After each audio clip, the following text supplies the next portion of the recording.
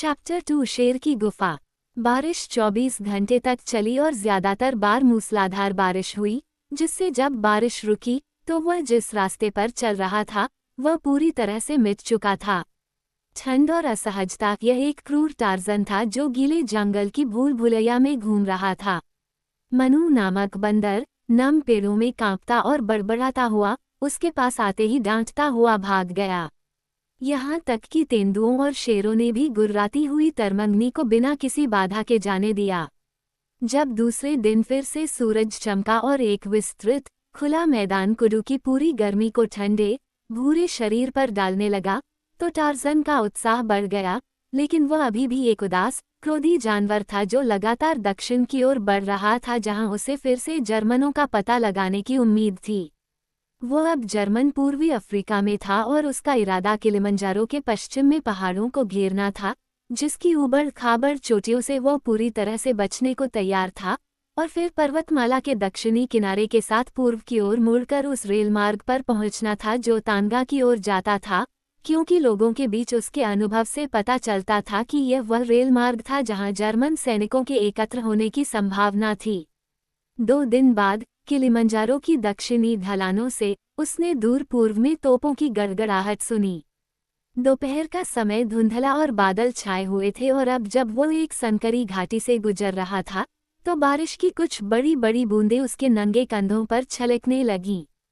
Torsion ने अपना सिर हिलाया और अपनी असहमति जताई, फिर उसने आश्रय के लिए इधर उधर देखा, क्योंकि वह ठंड और भीगने से तंग आ चुका था। वह गड़गड़ाहट की आवाज़ की दिशा में तेजी से आगे बढ़ना चाहता था, क्योंकि वह जानता था कि जर्मन अंग्रेज़ों के खिलाफ लड़ रहे होंगे।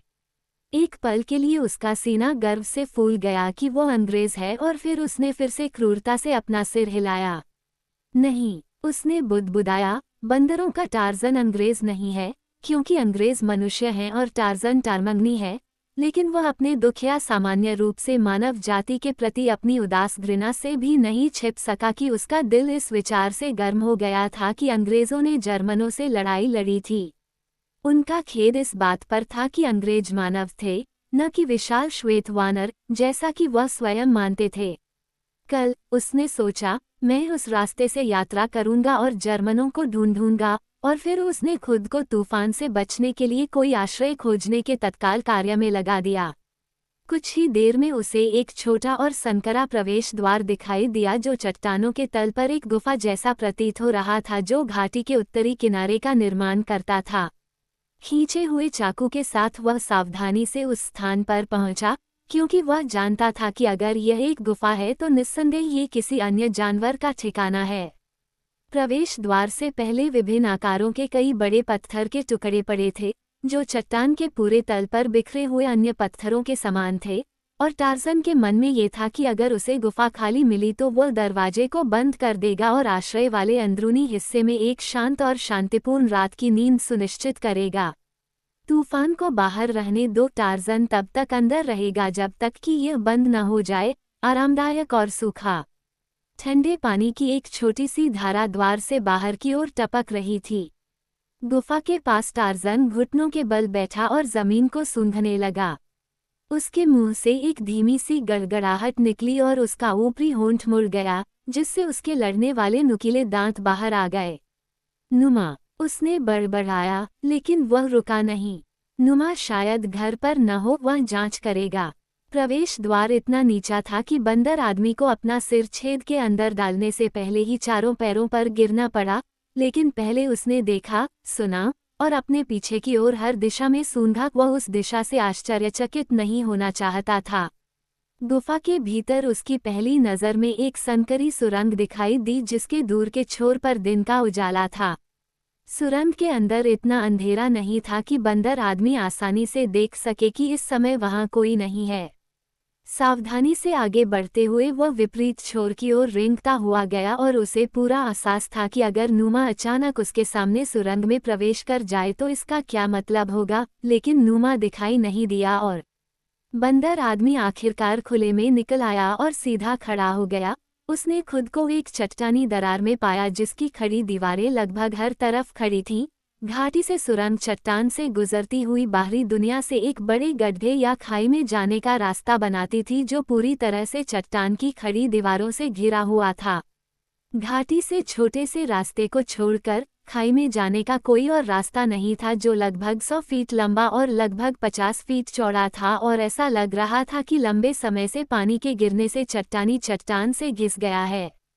किलिमंजारो की अनंत बर्फ की टोपी से एक छोटी सी धारा अभी भी घाटी के ऊपरी छोर पर चट्टानी दीवार के किनारे से बह रही थी, जिससे चट्टान के तल पर एक छोटा सा तालाब बन गया था, जहां से एक छोटी सी नदी नीचे सुरंग की ओर बहती थी, जिसके माध्यम से यह घाटी से आगे निकल जाती थी।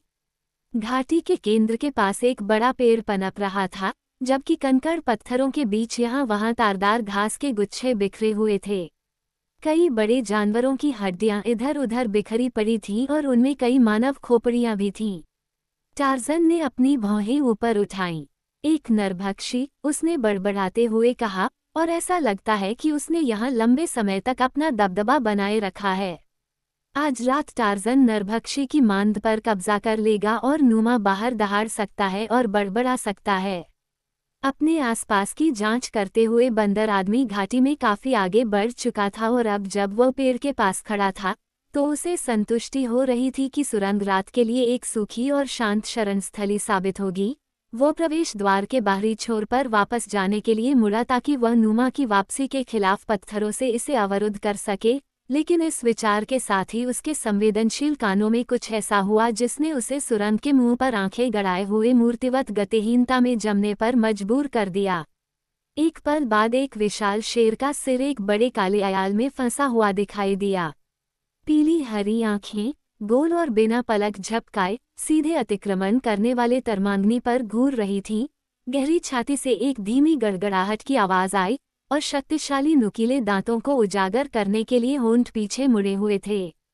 डेंगो के भाई, टार्ज़न चिल्लाया। उसे गुस्सा आ रहा था कि नूमा की वापसी ऐसे समय पर हुई थी जिससे उसकी रात को आराम से बिताने की योजना विफल हो गई। मैं वानरों का टार्ज़न हूँ, जंगल का राजा। आज रात मैं यहीं रहूंगा, जाओ। लेकिन नूमा नहीं गया। इसके बजाय उसने एक भयानक दहाड़ लगाई और टार्ज़न की दिशा में कुछ कदम बढ़ाए। बंदर आदमी ने एक पत्थर उठाया और उसे गुर्राते हुए चेहरे पर फेंक दिया। शेर के बारे में कभी भी निश्चित नहीं रहा जा सकता। ये शेर हमले की पहली सूचना पर दुम मुड़कर भाग सकता है। टार्ज़न ने अपने समय में कई लोगों को धोखा दिया था, लेकिन अब नहीं। मिसाइल ने नूमा को थूथन पर सीधा मारा, एक बिल्ली के शरीर का कोमल हिस्सा, और उसे भागने के बजाय क्रोध और विनाश के एक उग्र इंजन में बदल दिया। उसकी पूंछ कड़ी और सीधी होकर उठी और उसने भयानक गर्जना के साथ एक्सप्रेस ट्रेन की गति से तरमांगनी पर हमला किया। कुछ ही पलों में टार्ज़न पेड़ पर पहुंच गया और उसकी शाखाओं में झूल गया और वहां बैठ गया, जानवरों के राजा को गालियां बकते हुए, जबकि नूमा उसके नीचे एक घेरा बनाकर घूमता रहा, गुस्से में गुर्राता और दहाड़ता रहा। अब बारिश हो रही थी, जिससे बंदर आदमी की बेचैनी और निराशा और बढ़ गई थी।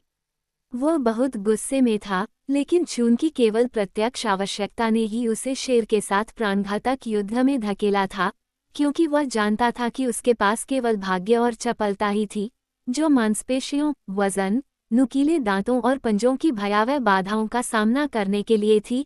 इसलिए उसने अब थोड़ी सी अतिरिक्त प्राणी सुविधा के लिए नीचे उतरने और इतने असमान और बेकार द्वंद्व में शामिल होने के बारे में भी नहीं सोचा, और इसलिए वह पेड़ पर बैठा रहा, जबकि बारिश लगातार गिर रही थी और शेर नीचे चक्कर लगाता रहा, हर कुछ कदम के बाद ऊपर की ओर एक भयावह नजर डालता रहा।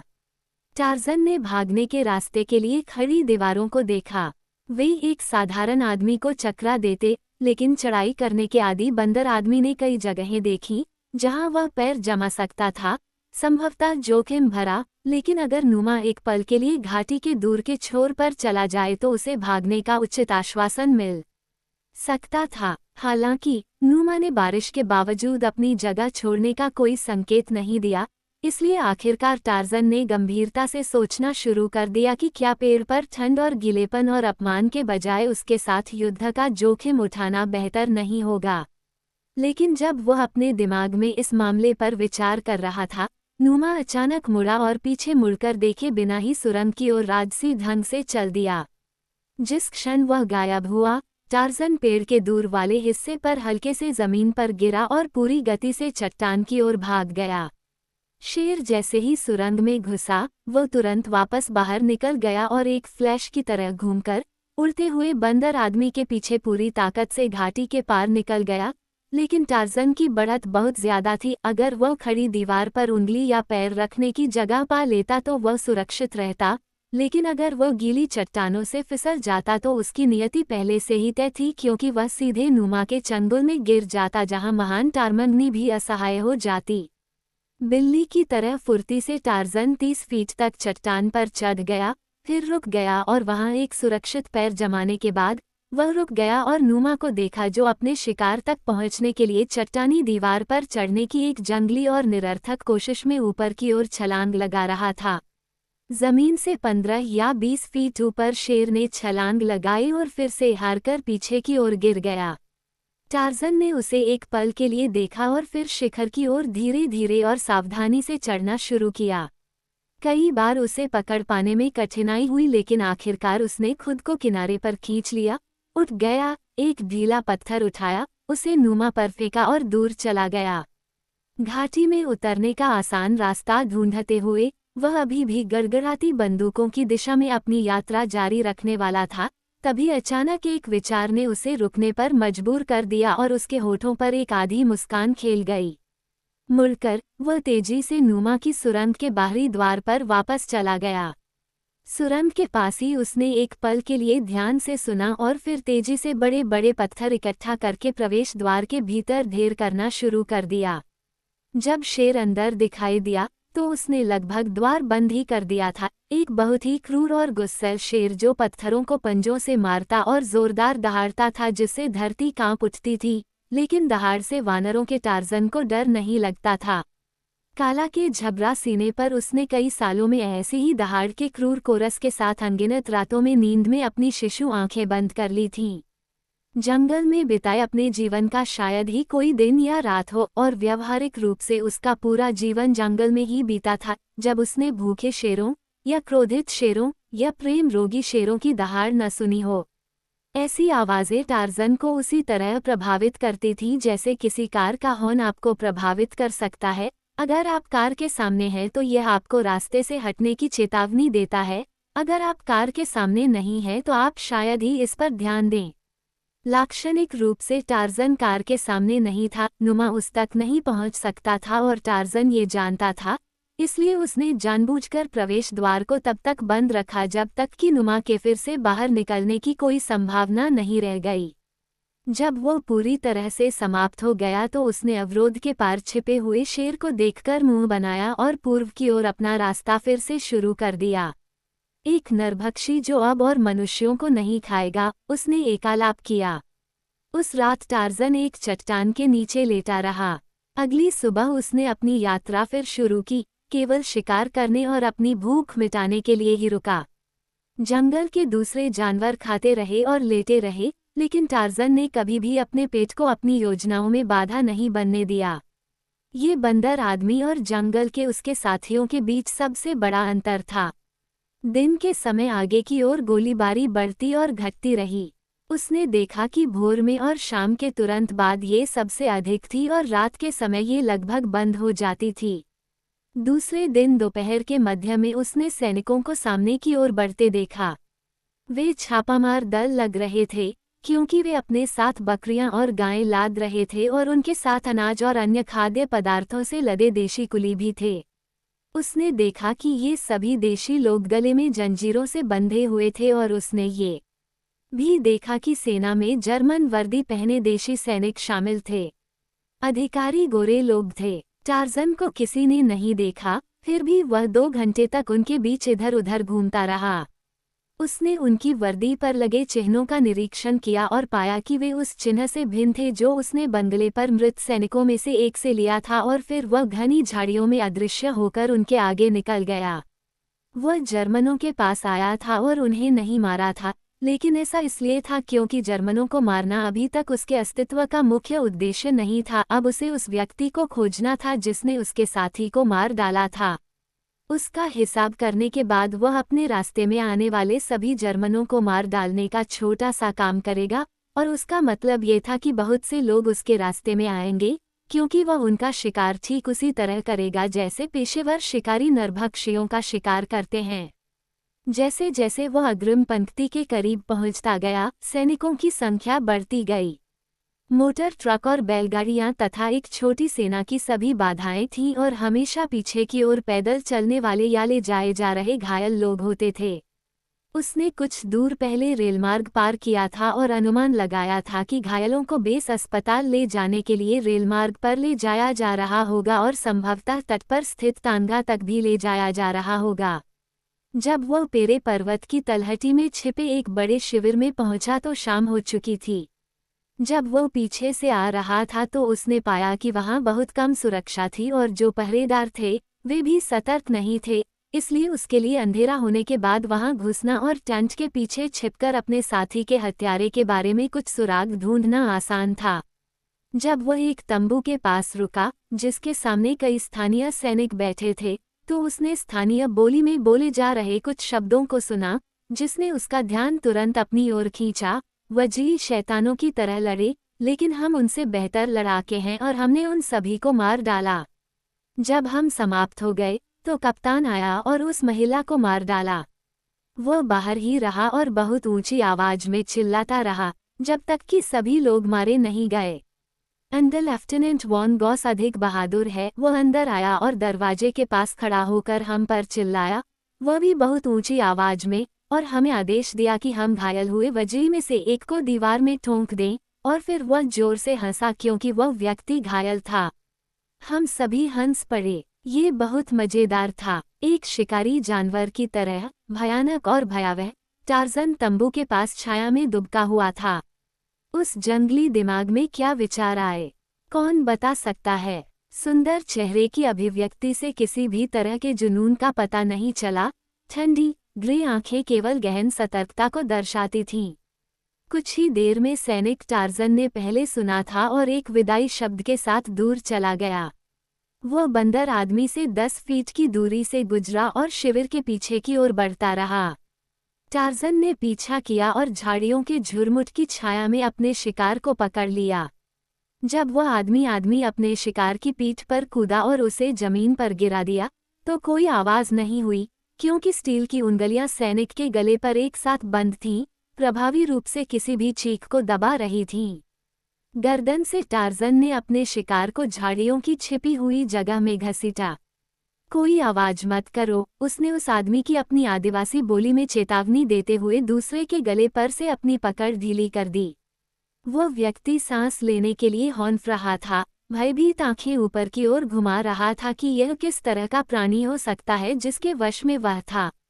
अंधेरे में उसने केवल एक नग्न भूरे शरीर को अपने ऊपर झुका हुआ देखा, लेकिन उसे अभी भी शक्तिशाली मांसपेशियों की भयानक ताकत याद थी जिसने उसकी सांस को बंद कर दिया था और उसे झाड़ियों में खींच लिया था जैसे कि वो कोई छोटा बच्चा था। अगर प्रतिरोध का कोई विचार उसके दिमाग में आया भी था तो उसने उसे तुरंत त्याग दिया होगा, क्योंकि उसने भागने की कोई कोशिश नहीं की। उस अधिकारी का नाम क्या है जिसने उस बंगले पर महिला की हत्या की जहां आपने वजीर से लड़ाई की थी? टार्ज़न ने पूछा। हॉप्टमैन शनाइडर, अश्वेत ने उत्तर दिया जब वो पुनः अपनी आवाज पर नियंत्रण रख सका। वो कहाँ है? बंदर आदमी ने पूछा। वो यहीं है। हो सकता है कि वह मुख्यालय में हो। कई अधिकारी शाम को आदेश लेने के लिए वहां जाते हैं। मुझे वहां ले चलो, टार्ज़न ने आदेश दिया, और अगर मुझे खोज लिया गया तो मैं तुम्हें तुरंत मार डालूंगा। उठो। अश्वेत उठकर शिविर के बीच से एक चक्करदार रास्ते से वापस आ गया। कई बार सैनिकों के गुजरने के दौरान उन्हें छिपने के लिए मजबूर होना पड़ा, लेकिन आखिरकार वे घास के एक बड़े ढेर तक पहुंच गए, जिसके कोने से अश्वेत ने दूरी पर एक 2 मंजिला इमारत की ओर इशारा किया। मुख्यालय, उसने कहा, आप बिना देखे आगे नहीं जा सकते। वहां बहुत से सैनिक हैं। टार्ज़न को एहसास हुआ कि वह अश्वेत व्यक्ति के साथ आगे नहीं बढ़ सकता। उसने मुड़कर उस व्यक्ति को एक पल के लिए देखा, मानो सोच रहा हो कि उसे क्या करना चाहिए। उन्होंने धीमे किंतु उतने ही भयानक स्वर में आरोप लगाया, आपने वजी वसीम्बू को सूली पर चढ़ाने में मदद की। वह अश्वेत व्यक्ति कांप उठा, उसके घुटने कांपने लगे। उसने विनती करते हुए कहा, उसने हमें ऐसा करने का आदेश दिया था। ये किसने करने का आदेश दिया? टार्जन ने पूछा। अंडर लेफ्टिनेंट वॉन गॉस, सैनिक ने जवाब दिया। वह भी यही है। मैं उसे ढूंढ लूंगा, टार्जन ने गंभीर स्वर में कहा। तुमने वजी वसीम्बू को सूली पर चढ़ाने में मदद की थी, और जब वह तड़प रहा था तो तुम हंस रहे थे। वह आदमी लड़खड़ा गया। ऐसा लगा जैसे आरोप लगाते समय उसने अपनी मौत की सजा भी पढ़ ली हो। बिना कोई दूसरा शब्द कहे टार्जन ने उस आदमी की गर्दन फिर से पकड़ ली। पहले की तरह कोई चीख पुकार नहीं हुई। विशाल मांसपेशियां तनावग्रस्त हो गईं। भुजाएं तेजी से ऊपर की ओर उठीं और उनके साथ ही उस काले सैनिक का शरीर जिसने वजीरी वसीम्बू को सूली पर चढ़ाने में मदद की थी, हवा में एक चक्कर लगाया, 1 बार, 2 बार, 3 बार, और फिर उसे एक तरफ फेंक दिया गया और बंदर आदमी जनरल क्राउट के मुख्यालय की दिशा में मुड़ गया। इमारत के पिछले हिस्से में एक अकेला प्रेरी रास्ता रोके हुए था। टार्जन पेट के बल जमीन पर रेंगता हुआ उसकी ओर बढ़ा, जंगल में पाले गए शिकारी जानवर की तरह छिपने का फायदा उठाते हुए। जब प्रेरी की नजरें उस पर पड़ी तो टार्जन जमीन से लिपट गया, पत्थर की तरह निश्चल। जब वे दूर हो गए तो वह तेजी से आगे बढ़ा। अब वो हमला करने की दूरी के भीतर था। उसने तब तक इंतजार किया जब तक कि आदमी ने एक बार फिर अपनी पीठ नहीं मोड़ी, और फिर वह उठा और बिना आवाज किए उस पर तेजी से आगे बढ़ा। फिर से कोई आवाज नहीं हुई जब वह शव को अपने साथ इमारत की ओर ले जा रहा था। निचली मंजिल में रोशनी थी, ऊपरी मंजिल में अंधेरा था। खिड़कियों से टार्जन ने सामने एक बड़ा कमरा और पीछे एक छोटा कमरा देखा। पहले वाले कमरे में कई अधिकारी थे। कुछ एक दूसरे से बात करते हुए इधर उधर घूम रहे थे, दूसरे फील्ड टेबल पर बैठकर लिख रहे थे। खिड़कियां खुली थीं और टार्जन बातचीत का बहुत कुछ सुन सकता था, लेकिन ऐसा कुछ भी नहीं था जो उसे दिलचस्प लगे। यह ज्यादातर अफ्रीका में जर्मन सफलताओं और इस बात के अनुमानों के बारे में था कि यूरोप में जर्मन सेना पेरिस कब पहुंचेगी। कुछ लोगों ने कहा कि कैसर निस्संदेह पहले से ही वहां था, और बेल्जियम को बदनाम करने वाली बहुत सी बातें थीं। छोटे से पिछले कमरे में एक बड़ा, लाल चेहरे वाला आदमी एक मेज के पीछे बैठा था। कुछ अन्य अधिकारी भी उसके पीछे थोड़ा बैठे थे, जबकि 2 जनरल के सामने खड़े थे, जो उनसे सवाल कर रहा था। बात करते समय जनरल अपने सामने मेज पर रखे तेल के दीपक से खेल रहा था। कुछ ही देर में दरवाजे पर दस्तक हुई और एक सहायक कमरे में दाखिल हुआ। उसने सलामी दी और बताया, फ्राउलिन किर्चर आ गई हैं, सर। उसे अंदर आने को कहो, जनरल ने आदेश दिया और फिर अपने सामने खड़े 2 अधिकारियों को सिर हिलाकर विदा ली। फ्राउलिन ने प्रवेश करते हुए उन्हें दरवाजे पर से पार किया। छोटे से कमरे में बैठे अधिकारी उठे और सलामी दी। फ्राउलिन ने झुककर और हल्की मुस्कान के साथ शिष्टाचार स्वीकार किया। वह बहुत सुंदर लड़की थी, यहाँ तक कि उसकी खुरदरी, गंदी सवारी की आदत और चेहरे पर जमी धूल भी इस तथ्य को नहीं छिपा सकी, और वह युवा थी। उसकी उम्र 19 से अधिक नहीं रही होगी। वो उस मेज के पास पहुंची जिसके पीछे जनरल खड़ा था और अपने कोट की अंदर वाली जेब से एक मुड़ा हुआ कागज निकालकर उसे जनरल को थमा दिया। बैठ जाओ, फ्राउलिन, उन्होंने कहा, और एक अन्य अधिकारी ने उनके लिए कुर्सी लाकर दी। जनरल द्वारा कागज की विषय वस्तु पढ़े जाने तक कोई भी नहीं बोला।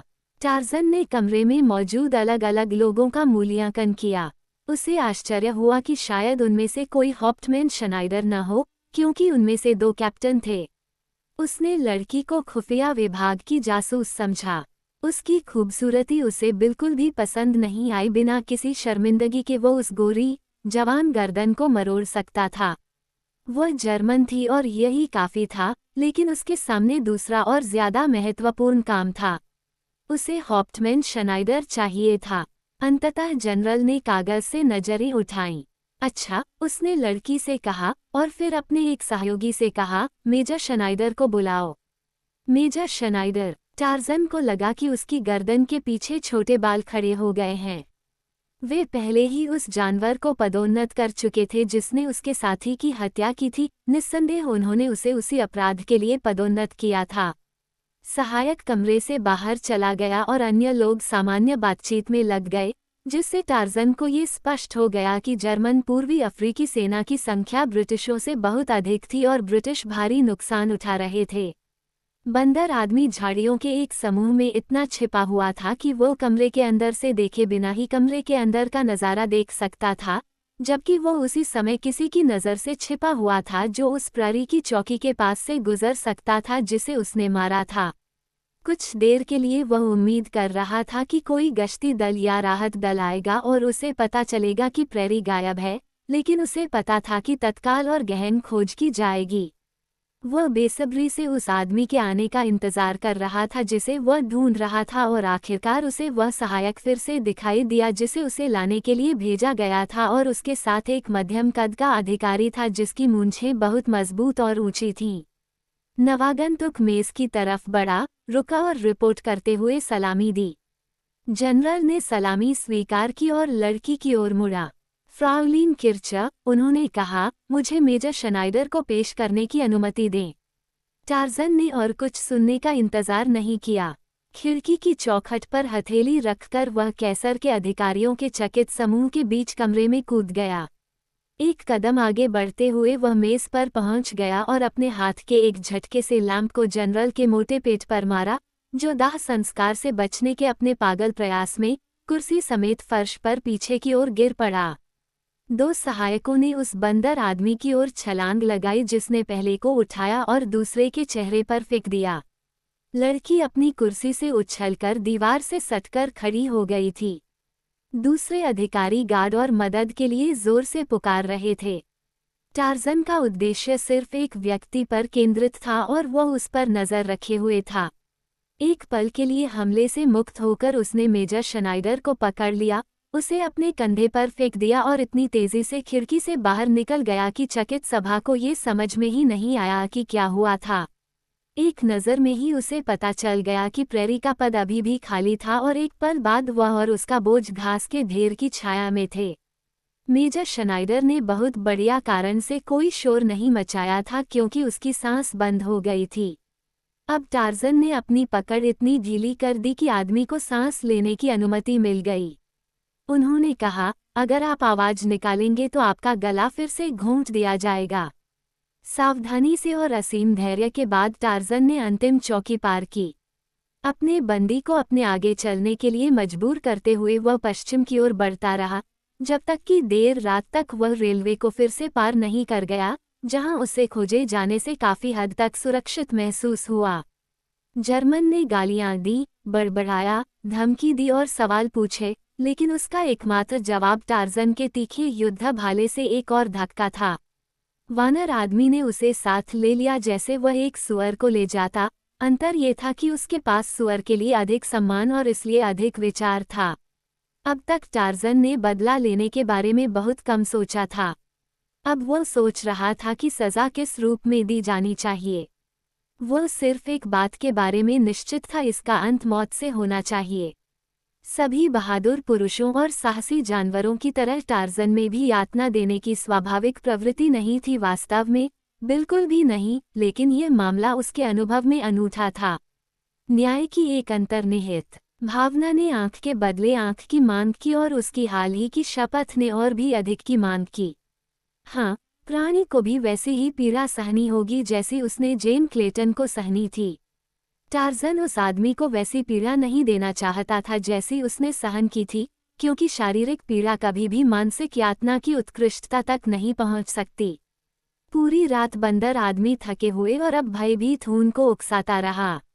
उसके बंदी की भयानक चुप्पी ने जर्मन की नसों पर असर डाला। काश वह बोल पाता। बार बार शनाइडर ने उससे एक शब्द भी जबरदस्ती या फुसलाने की कोशिश की, लेकिन हमेशा नतीजा एक ही होता, लगातार चुप्पी और भाले की नोक से एक क्रूर और दर्दनाक प्रहार। शनाइडर खून से लथपथ और दर्द से कराह रहा था। वह इतना थक गया था कि वह हर कदम पर लड़खड़ा रहा था और अक्सर वह गिर जाता था और फिर उस भयानक और बेरहम भाले से उसे फिर से खड़ा होने के लिए उकसाया जाता था। सुबह होने तक टार्ज़न ने कोई निर्णय नहीं लिया था और यह उसे ऊपर से एक प्रेरणा की तरह लगा। एक धीमी मुस्कान ने उसके होठों को छुआ और उसने तुरंत लेटने और आराम करने के लिए एक जगह की तलाश की। वह चाहता था कि उसका कैदी अब उसके लिए जो कुछ भी होने वाला था, उसके लिए तैयार हो जाए। आगे एक नदी थी जिसे टार्ज़न ने एक दिन पहले पार किया था। वह जानता था कि यह घाट पीने की जगह है और आसानी से शिकार करने की संभावित जगह है। इशारे से जर्मन को चुप रहने की चेतावनी देते हुए दोनों चुपचाप नदी के पास पहुंचे। शिकार के रास्ते पर टार्ज़न ने कुछ हिरणों को पानी से निकलते देखा। उसने शनाइडर को एक तरफ झाड़ियों में धकेल दिया और उसके बगल में बैठकर इंतजार करने लगा। जर्मन ने हैरान, भयभीत आंखों से मूक दानव को देखा।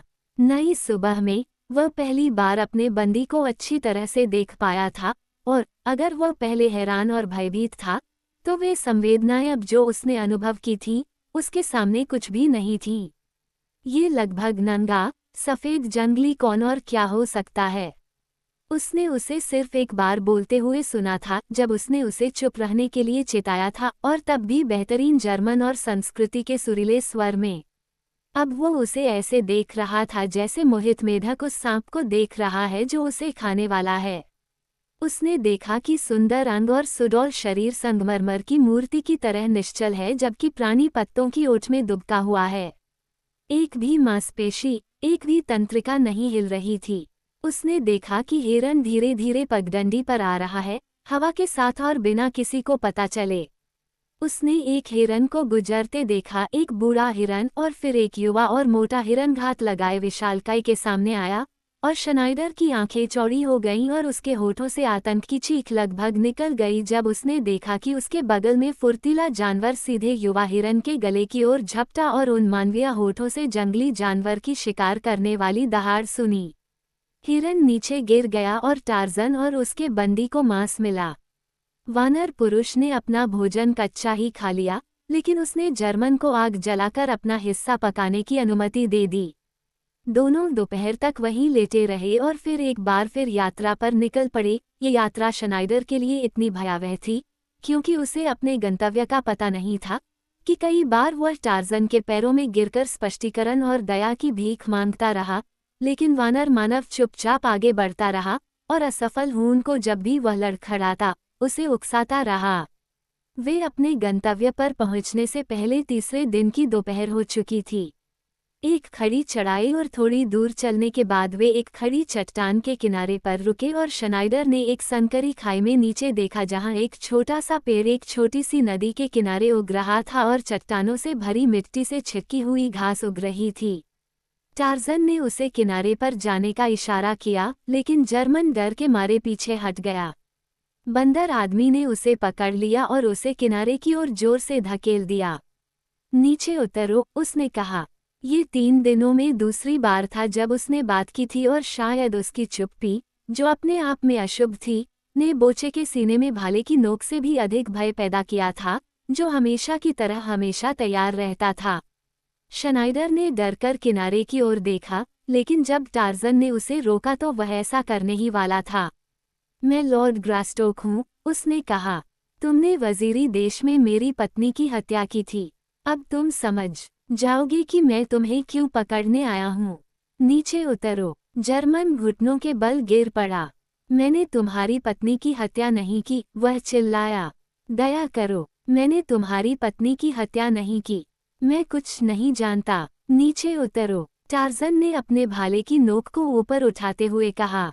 वह जानता था कि वह आदमी झूठ बोल रहा था और उसे इस बात पर आश्चर्य नहीं हुआ कि उसने ऐसा किया। जो आदमी बिना किसी कारण के हत्या कर सकता है, वह कम झूठ ही बोलेगा। शनाइडर फिर भी हिचकिचाया और विनती की। बंदर आदमी ने उसे भाले से मारा और शनाइडर डरकर ऊपर की ओर खिसक गया और खतरनाक तरीके से नीचे उतरना शुरू कर दिया। टार्ज़न ने उसका साथ दिया और उसे सबसे खराब जगहों पर मदद की, जब तक कि वे आखिरकार नीचे से कुछ फीट की दूरी पर नहीं पहुंच गए। अब चुप हो जाओ, बंदर आदमी ने चेतावनी दी। उसने खाई के दूर छोर पर एक गुफा के प्रवेश द्वार की ओर इशारा किया। वहां एक भूखा शेर है। अगर तुम उसके पहुंचने से पहले उस पेड़ तक पहुंच जाते हो, तो तुम्हारे पास जीवन का आनंद लेने के लिए कई दिन और बचे रहेंगे, और फिर जब तुम पेड़ की शाखाओं से चिपके रहने के लिए बहुत कमजोर हो जाओगे, तो नरभक्षी नुमा आखिरी बार फिर से भोजन करेगा। उसने शनाइडर को उसके पैर जमाने की जगह से नीचे धकेल दिया। अब भागो, उसने कहा। डर से कांपता हुआ जर्मन पेड़ की ओर भागा। वो लगभग पेड़ के पास ही पहुंचा था कि गुफा के मुंह से एक भयंकर दहाड़ निकली और लगभग उसी समय एक दुबला पतला, भूख से पागल शेर खाई की रोशनी में कूद पड़ा। शनाइडर को बस कुछ गज की दूरी तय करनी थी, लेकिन शेर ने उसे चकमा देने के लिए जमीन पर से उड़ान भरी, जबकि टार्जन अपने होठों पर हल्की मुस्कान के साथ दौड़ को देख रहा था। शनाइडर ने मामूली अंतर से जीत हासिल की, और जैसे ही टार्जन चट्टान पर चढ़कर शिखर पर पहुंचा, उसने अपने पीछे हैरान बिल्ली की दहाड़ के साथ साथ एक मानवीय आवाज की बड़बड़ाहट सुनी, जो जानवर की आवाज से भी अधिक पाश्विक थी। चट्टान के किनारे पर बंदर आदमी मुड़ा और खाई में वापस देखने लगा। पेड़ की ऊंचाई पर जर्मन पागलों की तरह एक शाखा से चिपका हुआ था, जिसके पार उसका शरीर पड़ा था। उसके नीचे नुमा था, इंतजार कर रहा था। वानर पुरुष ने अपना चेहरा कुडू सूर्य की ओर उठाया, और उसकी शक्तिशाली छाती से बैल वानर की क्रूर विजय घोष गूंज उठा।